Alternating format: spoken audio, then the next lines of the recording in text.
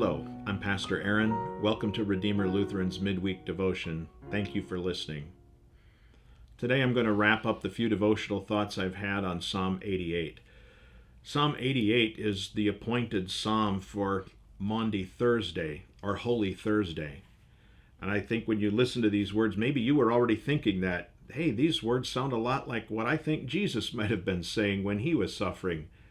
It could certainly be. I want to read just the closing verses of this psalm.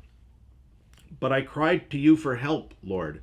In the morning my prayer comes before you. Why, Lord, do you reject me and hide your face from me? From my youth I have suffered and been close to death. I have borne your terrors and am in despair. Your wrath has swept over me. Your terrors have destroyed me. All day long they surround me like a flood. They have completely engulfed me. You have taken from me my friend and neighbor. Darkness is my closest friend. Remember how we began? Being reminded of that opening line of Simon and Garfunkel's song, "Hello, darkness, my old friend." Now, these are the words of Heman the Ezrahite, and that's who's got the signature on this psalm. And we've talked about how he is saying all kinds of things about God in his darkness and his suffering, that much of which isn't even true, but it's how he feels, and he's not afraid to express that to God. It does often feel when we're suffering that God has forsaken us, that he's actually become our enemy. And it can feel. And we can maybe sometimes even be guilty of making such accusations against God like Heman was. And what was that? God, I don't have any friends. In fact, you're not even my friend. Only darkness is my friend. Ooh. Why have you forsaken me, God? Why have you left me here to suffer? Why have you hidden your face from me, God? Feels that way, doesn't it? But do those words sound familiar to you? Do you remember what Jesus said from his cross? My God, why have you forsaken me? Only in the words of Jesus, that was the truth, because God really had forsaken him. He had turned his love away from his son and showed him only his anger and his wrath. Heman thought he felt that, but he really wasn't suffering that. Jesus, on the other hand, said it, and he was really suffering it. Why? Because God had laid on him the sins of every single one of us, and God could not bear to look at him.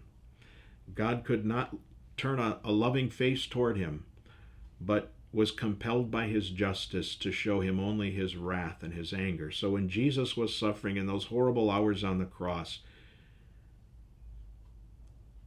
God had become his enemy.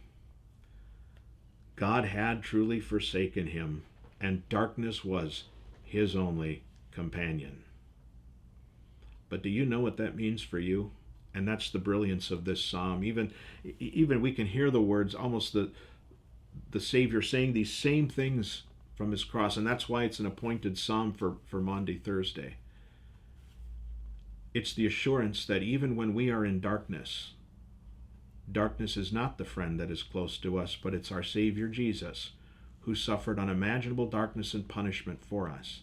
Even when it feels like God is angry with us, Jesus is right there with us to assure us, no, God is not angry with you, because he was angry at me. And so, in all your troubles, pour out your heart to God. You let God know how you feel. But always come back and hear echoed in these very same words, maybe even in the words of your own complaints, you hear the words of Jesus from the cross. And then remember, no, God isn't at war with you. God isn't angry with you. He may allow you to suffer for some purpose that he may make clear to you later. But he really does love you. And he will never, ever leave you or forsake you. That's his promise, because he forsook Jesus instead of you. He showed anger to Jesus instead of you. So why? so that he could sit here and listen to your heart's complaint and show you nothing but love. I pray that as you have struggled maybe in these weeks, that as we turn toward Easter, maybe those struggles are being lightened.